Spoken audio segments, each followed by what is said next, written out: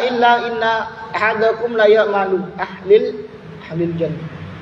Dan sekarang ketika orang itu hidup di dunia, bekerja sesuai dengan pekerjaan, beramal sesuai dengan amalnya ahlil jannah, penduduk surga, maka orang itu hanya jaraknya bersama dengan ahlil jannah itu cuma satu diro. Artinya apa? Ketika kita hidup di dunia beramal seperti amalan yang diamalkan oleh ahlil jannah yang terdahulu, maka dengan orang ahli jannah itu kita hanya jaraknya satu diro. Artinya apa dari situ?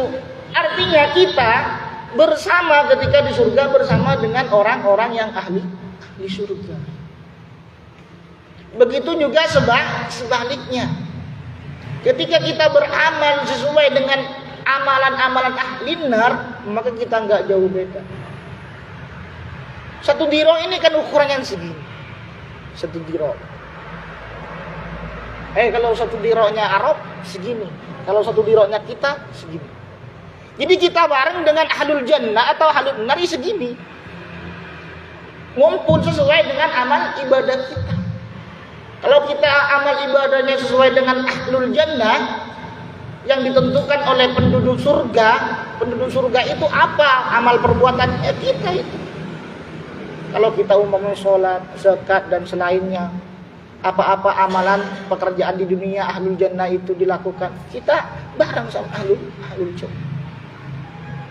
Kalau kita cinta kepada ahlul jannah, ulama, kita bareng. Makanya al-mar'u man hab. Orang itu akan bersama dengan orang yang dicintai. Kalau cintanya kepada Lionel Messi, Ronaldo, sepak bola, Schweinsteiger dan artis hari ini, Ibu Tawala, Wiwi Sagita, Jihan Audi, Tasarus Malang, bukan berarti kita nggak bareng sama itu Anissa Rahman. Makanya kita hubus solihin, habus solihin. Kita cinta kepada orang-orang yang soleh, karena kita akan bareng dengan penduduk surga itu. Sesuai dengan apa yang di dunia kita lakukan. Kita ikut ke siapa? Makanya dalam keterangan yang lain itu ada bahasa nikmal kubri dan azab kubur. Di situ azab kubur, orang itu dapat azab kubur atau nikmat kubur sesuai dengan amal ibadah waktu di dunia. Kalau orang itu sudah mendapatkan nikmat kubur, maka orang itu tidak akan disiksa. Karena ketentuan kita masuk surga dan nerakanya itu ada di kubur itu. Kalau kita mendapatkan nikmat, maka orang itu akan selamat. Kalau kita sudah mendapatkan azab kubur, maka tidak akan selamat. Karena ketentuan lolos dan tidaknya kita di hari kiamat itu di situ. Awal akhirat itu. Ada seleksi, ada uji coba. Lolos enggak ini di kubur ini kita? Lolos enggak? Kalau di kubur sudah enggak lolos, jelas enggak akan lolos. Sama kayak main sepak bola. Kan ada babak penyisihan. Kita lolos enggak ke 8 besar, 16 besar, di situ poinnya. Ketika babak penyisihan sudah kualifikasi sudah tidak lolos, maka tidak akan lolos kayak Piala Dunia itu. Sama. Jalan menuju surga itu poin pentingnya ada di kubur itu. Kalau kita di kubur sudah mendapatkan nikmat, maka jelas positif masuk surga. Kapan kita dapat nikmat alam kubur? Tergantung amal di dunia. Ada pertanyaan marrobuka, bukan berarti kita masa hidup ini hafal ke akhirat, ke dalam kubur kita hafal, tidak. Kita sesuai dengan amal ibadahnya, meskipun di dunia gendeng bodoh, jahil murkab, jahil basit, enggak hafal marrobuka. Tapi ketika amal ibadahnya baik, Maka bisa menjawab itu karena di situ tidak ada bahasa hafalan marrobuka. Dibawa ke alam kubur tidak bisa menjawab. Tidak bisa kita hafal. Bahkan ada sebagian cerita entah ini mitos atau asli. Bawa catatan sebelum mati jawabannya. Ini yang jadi tolak ukur bukan hafal di dunia, bukan. Tapi bisa menjawab sesuai dengan perbuatan kita di dunia. Kalau perbuatan kita baik, tentunya pasti bisa menjawab. Beda dengan Imam Syibawai, sebagian ulama mengatakan ahli nahwu, ketika malaikat datang marrobuka, Imam Syibawai balik nanya, eman itu huruf apa? Kandis malaikat kan? Kandis. Kalau kita jangan macam-macam. Kembali marrobuka, eman itu huruf apa malaikat? Balik malaikat lagi, gagal yang mau nanya. Beda kualitas. Kalau kita jangan macam-macam. Maka amal ibadah kita harus dikentalkan. Maka ketika ke alam kubur kita pasti bisa menjawab insyaallah. Setelah kita mendapatkan nikmat kubur, maka jalan ke surganya lebih gampang. Nikmat kubur, sisa kubur itu kalau sudah dikubur disiksa pasti kan. Tujuannya adalah ke neraka. Tujuannya ke neraka. Kalau sudah mendapatkan nikmat pasti tujuan ke surga. Enggak ada lain. Karena jalan hidup kita yang akan kita tempuh itu cuma dua. Kita menuju ke mana? Mau pilih jalan yang mana? Apa menuju jalan yang ke nikmat kubur atau azab kubur? Kalau kita menuju alam kubur atau azab kubur, ya kita lakukan sesuai dengan ahli nar, ahli maksiat. Kalau kita ingin menuju jalan nikmat kubur, maka kita harus melakukan sesuai dengan ahlul jannah. Itu fungsinya kita. Semua orang pasti ibadah. Semua orang pasti ibadah di dunia selama masih Islam. Kafir itu ibadah lah. Cuman beda keyakinan gitu. Ibadah. Tapi kita yang di sisi lain itu kita ibadah. STMJ, sholat terus maksiat jalan bahasa anak-anak sekarang. Lah kita impas enggak seperti itu. Semua orang ahli maksiat dan bukan ahli maksiat itu tuh sama, ibadah semua. Cuman jalan yang setiap hari itu yang ditempuh. Jalan apa? Ahli maksiat itu bukan berarti enggak ingat ke Allah. Ingat, bahkan yakin itu. Yakin bahwa itu Allah ada. Cuman jalannya yang dia pilih keliru. Sama ibadah.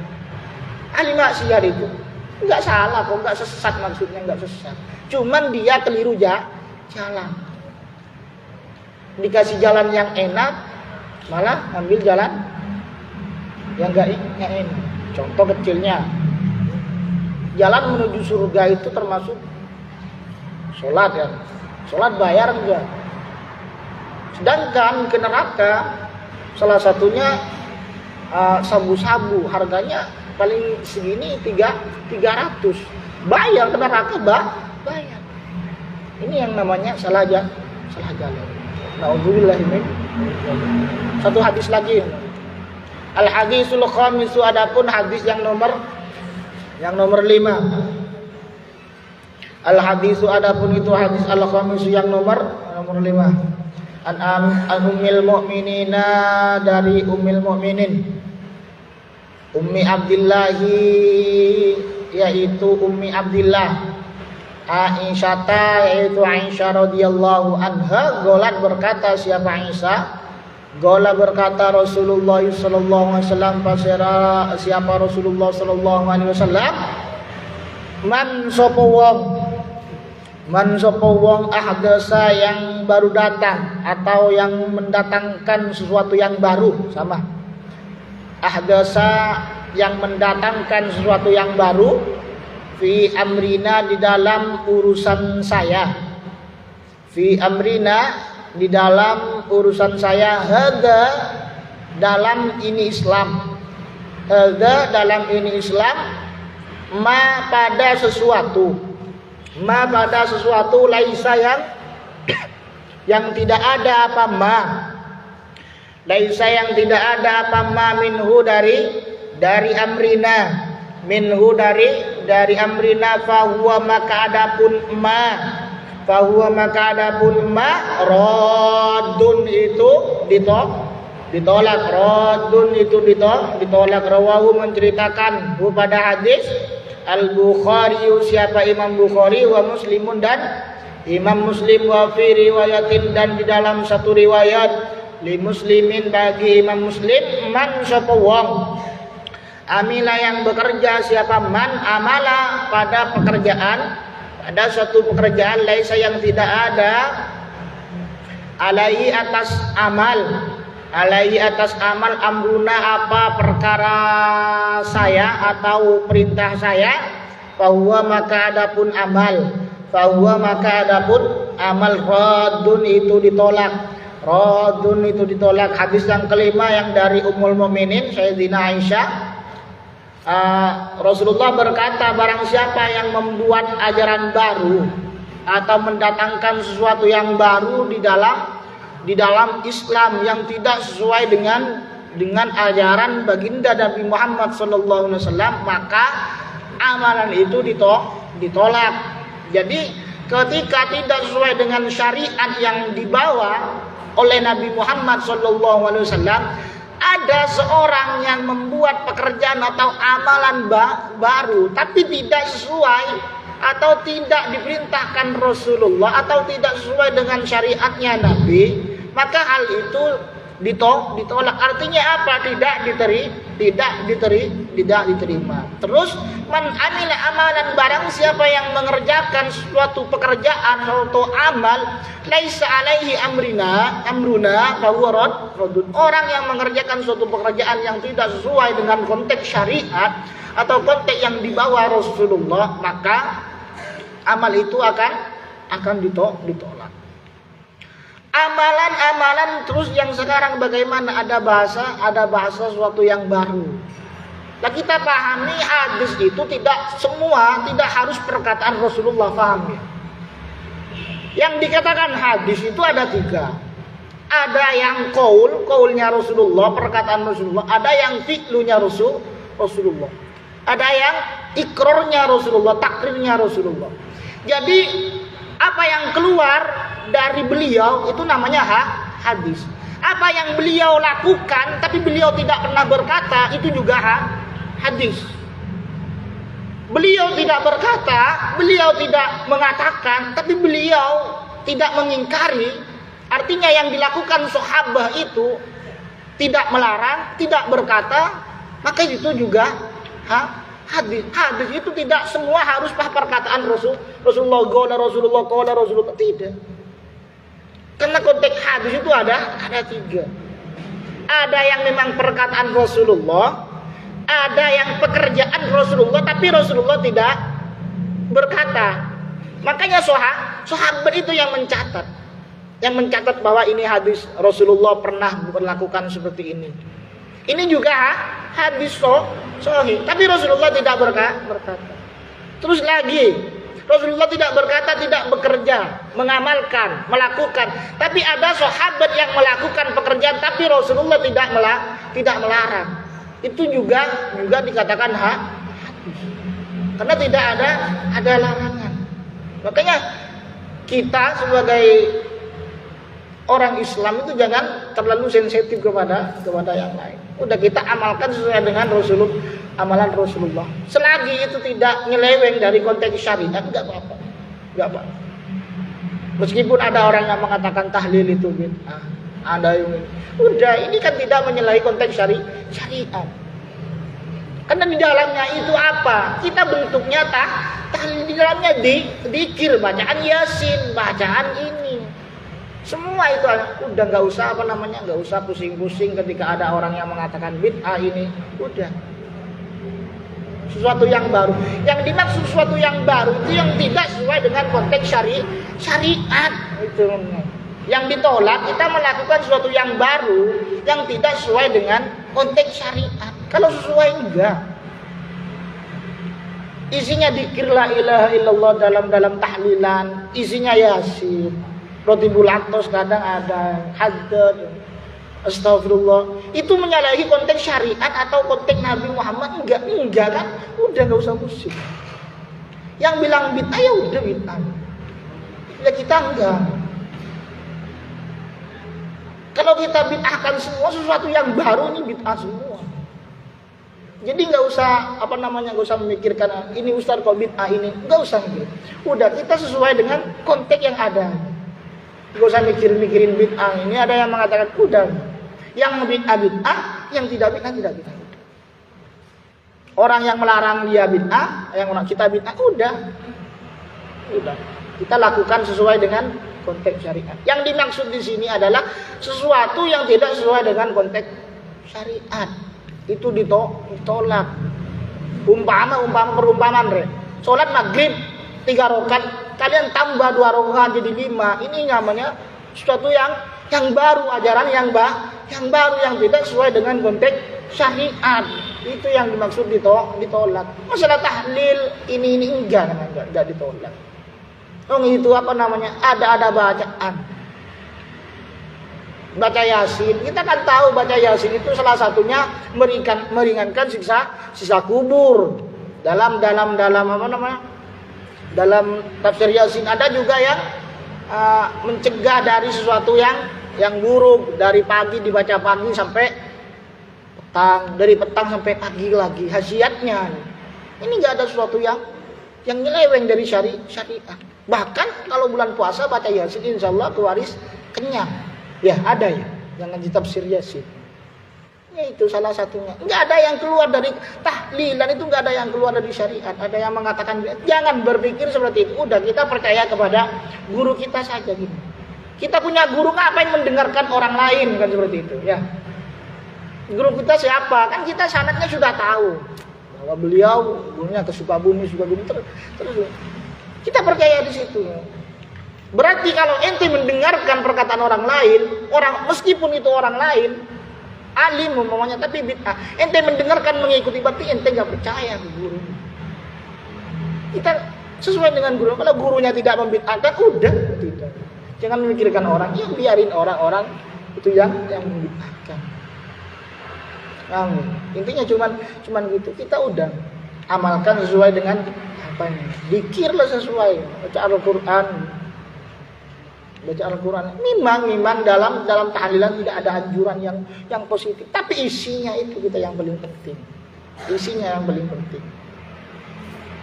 Makanya udah, ketika ada orang yang tidak melakukan tahlil, udah biarin. Kita beda kualitas seperti itu. Ya kita beda ciri khasnya kita adalah tahlilan. Salat sunat qobliyah dia ciri khas kita. Ciri khas kita kunut. Kalau ada yang tidak kunut, udah jangan ditegur. Dia ciri khasnya tidak kunut. Ciri khasnya tidak tahlilan.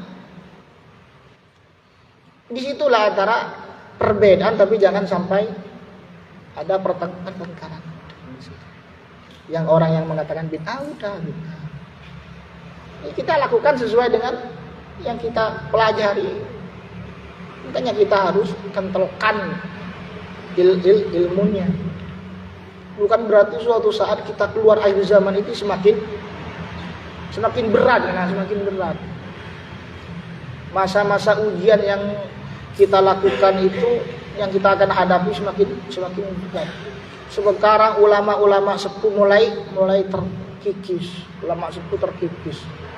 Harapan utama ya kita karena subhanal yaum rijalun.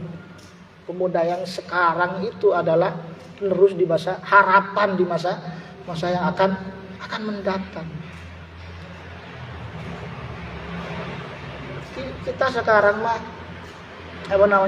sekarang ini kan dilarang ngaji adzan pakai speaker. Ini suatu ujian bagi kita, adalah godaan bagi kita. Ini adalah sebuah tantangan bagi kita. Ini sekarang cuman speaker. Suatu saat masjid disuruh bongkar, bukan berarti nggak mungkin suatu saat. Sekarang udah adzan nggak boleh, ya kan? Nggak boleh pakai mic, speaker. Ini zaman 2020 2022. Kalau 30 tahun yang akan datang, 20 tahun yang akan datang, bukan berarti masjid ini suruh bongkar kali. Itu. Ya karena beda masa. Masanya sekarang sudah akhir zaman. Itu. Kita yang akan perjuangan kita itu ujian kita, hadangan kita di situ. Sekarang sudah nggak boleh tadarusan malam-malam ini ya. Kan ada. Suatu saat mutlak ngaji udah gak pakai speaker. Dengan dalil mengambil dari bahasa faidah itu kalau mengganggu orang sholat meskipun ngaji hukumnya haram. Nah, itu kan orang tidak memahami dari situ. Mengganggu orang tidurnya kapan yang terganggu itu? Kalau tidurnya saya nggak akan terganggu kok. Yang dimaksud adzan ngaji pakai mic itu mengganggu tidur orang tidur itu hukumnya yang haram. Tidur yang seperti apa ada seperti itu. Kalau tidurnya kayak saya enggak akan terganggu. Yang dimaksud di situ itu pas jam berapa kebiasaan orang tidur jam 11 malam umpamanya. Nah ketika ada orang itu yang mengaji nggak harus ngaji semua. Kalau terganggu orang yang tidur itu haram. Kalau duhur siapa yang terganggu tidur? Enggak ada yang terganggu dengan orang ngaji. Asar siapa yang terganggu? Karena bukan waktunya tidur. Yang merasa terganggu itu orang-orang enggak waras. Terganggu bukan waktunya.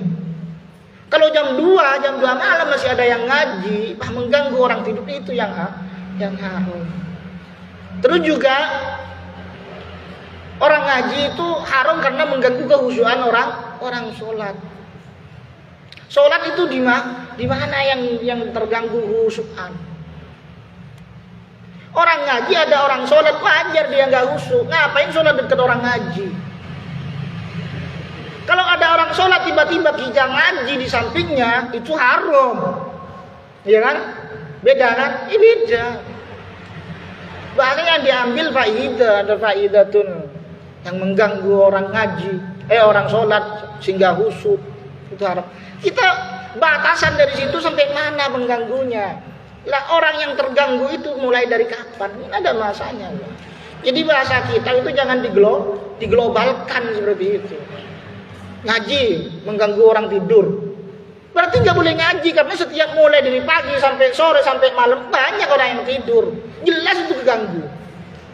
Siapa yang tidur gak keganggu? Keganggu kok. Pasti keganggu. Siapa yang ngaji jam segini? Itu namanya mengganggu orang tidur. Pagi ngaji itu hukumnya haram. Kalau mengganggu orang tidur, banyak orang tidur pagi kok.